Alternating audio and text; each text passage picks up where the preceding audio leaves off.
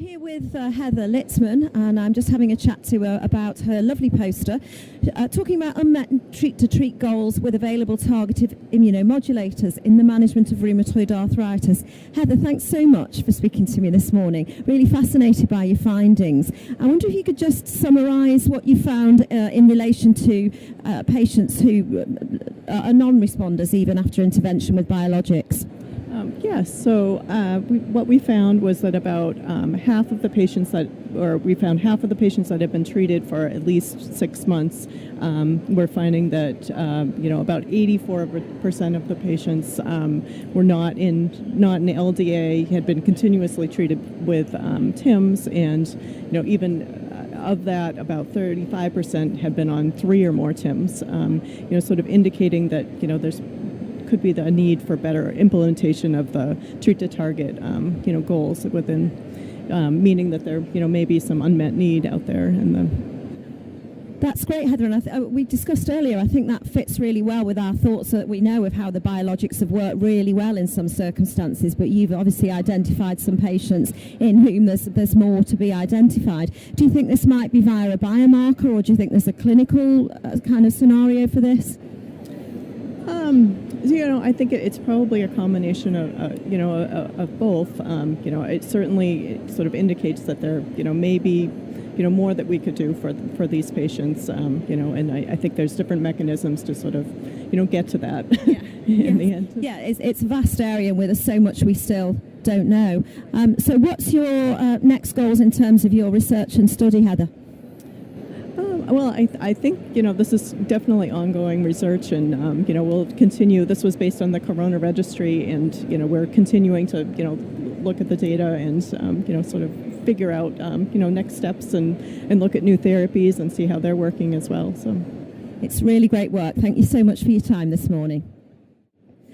Morning, I'm here with Lucia Dominguez, chatting to her about her research into trying to identify some of the factors that predict whether patients might become infected or not post-RA, and some of the biological treatments.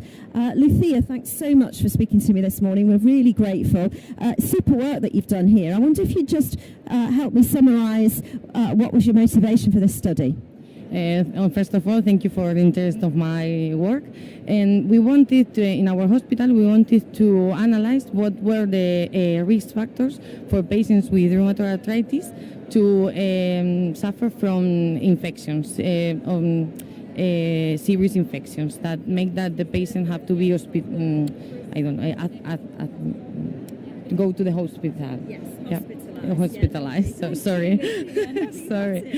And we want to know too if the treatments, the immunosuppressive treatments, have a role in increase the risk of these hospitalizations.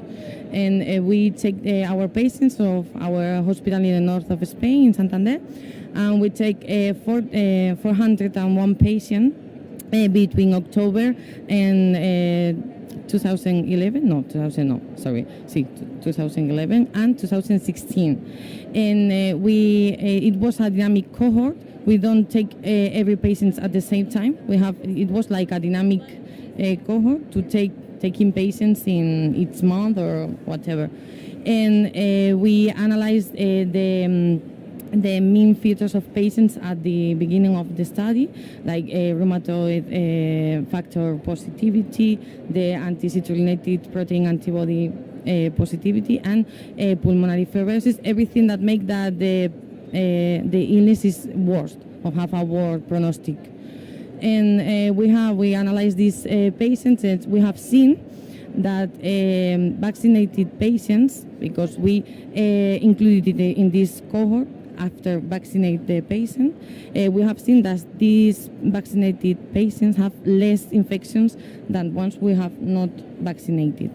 And to compare with before the vaccination program. And we have seen that patients who have received biologic drugs before the vaccination have more risk have more infections, serious infections, than patients who have not received biologic and other immunosuppressive therapies before the vaccination. Okay, I mean, our readers and followers will be really interested in that. So are you suggesting that it would be, for those patients, would have been better off if they'd been vaccinated prior to the biologic treatment commencing? Yeah, of course. We have seen that it is important to vaccinate patients before the treatment.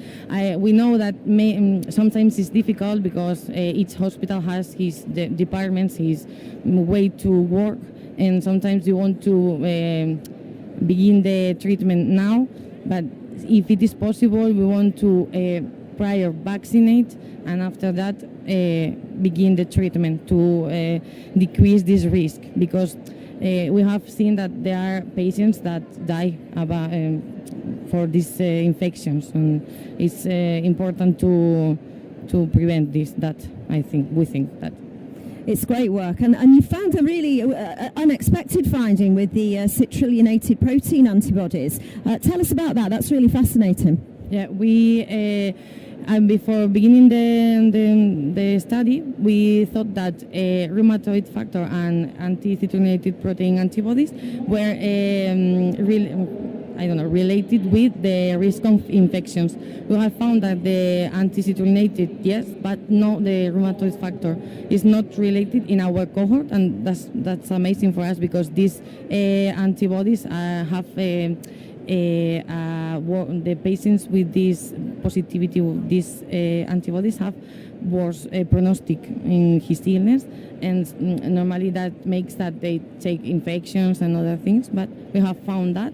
And it's amazing too that our patients with pulmonary fibrosis not have elevated risk of respiratory infections. That is like quite strange. We don't know.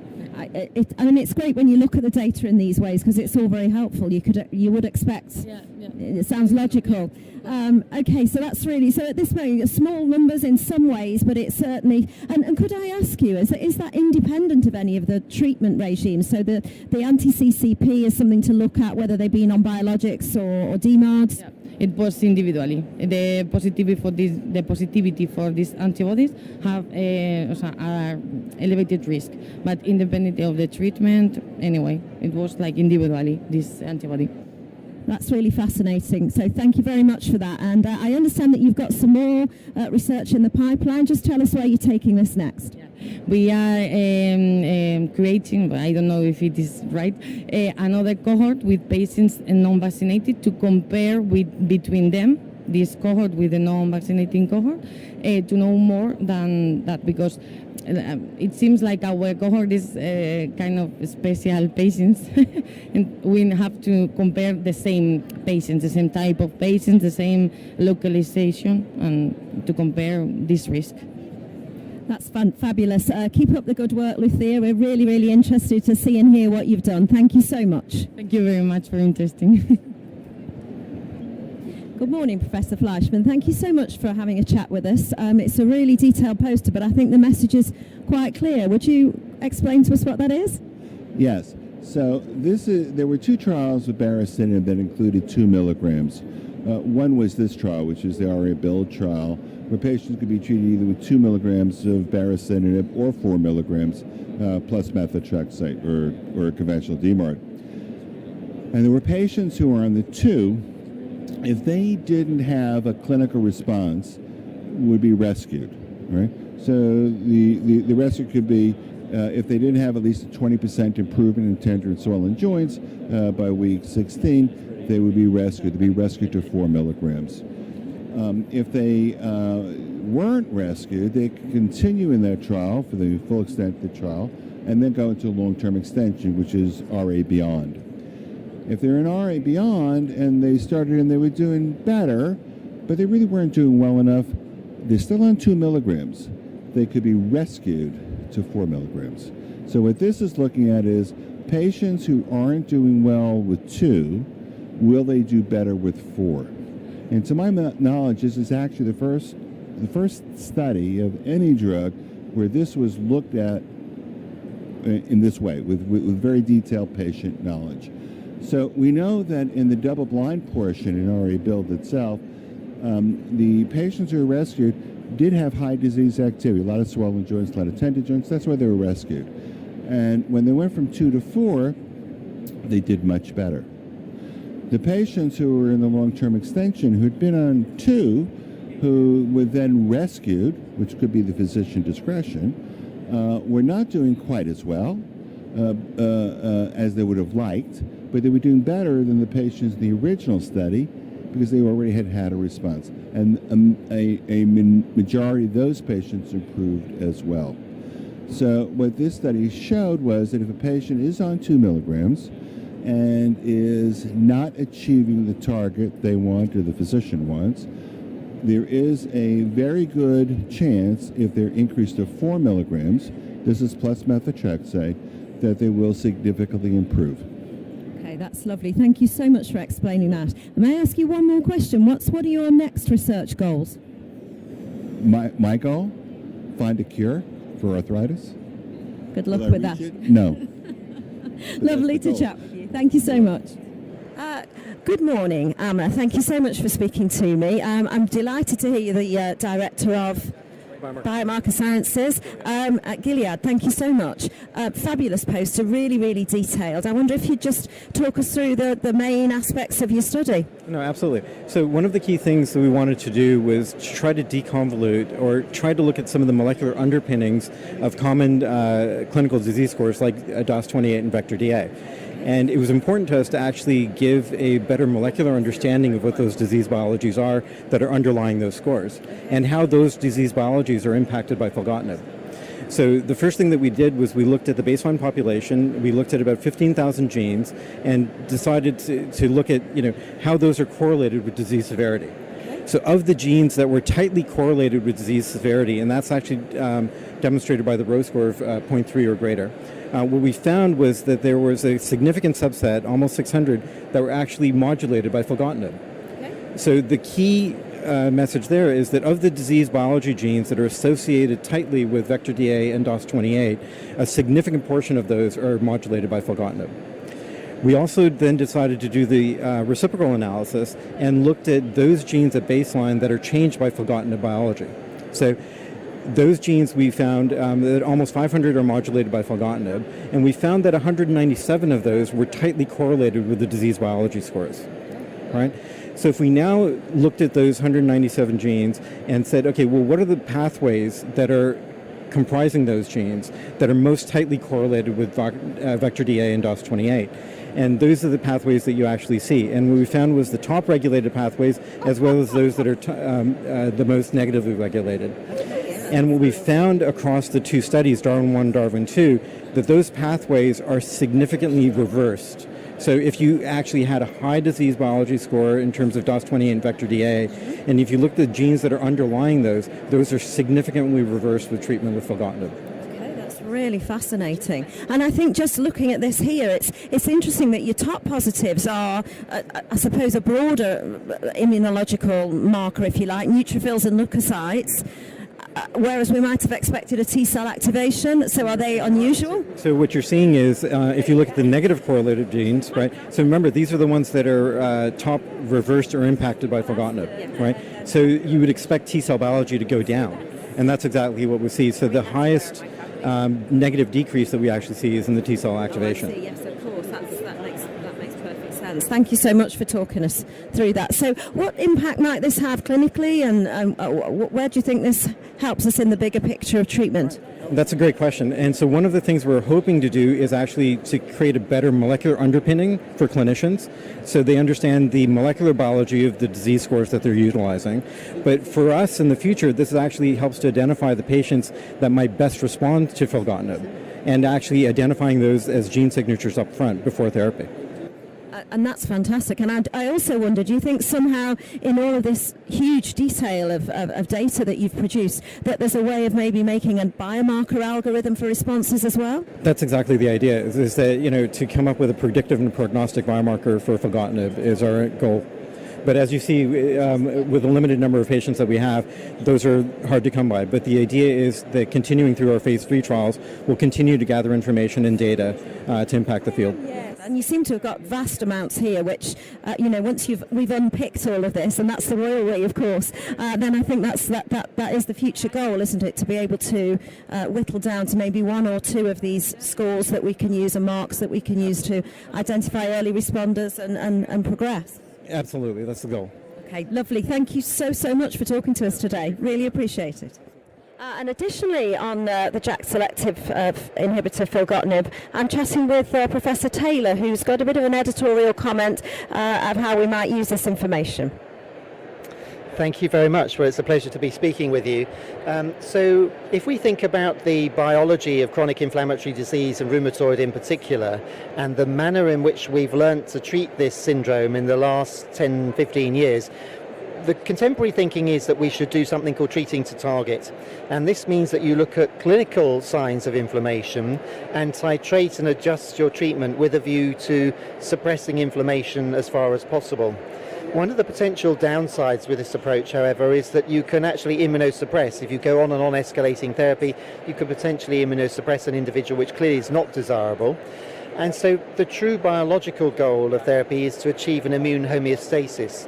That means to take away the dysregulation of the immune system and restore the ability to respond dynamically to the environment around you. And we can't do that yet, and it's not easy to find biomarkers or pharmacodynamic markers that point to it. But the beauty of this work on filgotinib is that by looking at a transcriptional profile and looking across a range of inflammatory pathways, we can see that there is this remarkable movement following filgotinib intervention towards a true immune homeostasis. And I think this is a pointer of the direction of travel in terms of optimizing therapies in the future to give best outcomes for patients. That's wonderful. Thank you so much. And really encouraging and optimistic thought that we might be much closer to that than we may have thought before this Congress. Well, the data's compelling, and it would suggest that certainly this drug, and I suspect there are others, will have some similar capabilities. Super news. Thank you very much for speaking with us today. Thank you. Thank you. Good morning, Dr. Kivitz. Thank you so much for agreeing to talk to us today. Really eye-catching poster here on the novel, highly selective SYK inhibitor. And again, you've got some lovely, clear results. I wonder if there's a nice take-home message here. I wonder if you'd talk us through that. Sure. The message here is that we're looking at a SYK inhibitor which was designed to try to reduce off-target toxicity, such as hypertension, and try to see if we could demonstrate efficacy in an RA clinical trial where filgotinib 200 milligrams once daily was used as the comparator. And in the results, unfortunately, there was no evidence of any benefit by any clinical parameter, by any ACR 20, 50, or 70, by any change of vectra. There was unfortunately no evidence of any benefit. On the plus side, there was no evidence of toxicity, no off-target signaling. And the good thing about the study as well is that filgotinib 200 milligrams daily performed extraordinarily well with very robust ACR 20, 50, and 70, robust DAS28 improvement, and also robust improvement of vector DA biomarker scoring. So the model for this particular clinical trial was validated through the marked benefit seen in the filgotinib arm.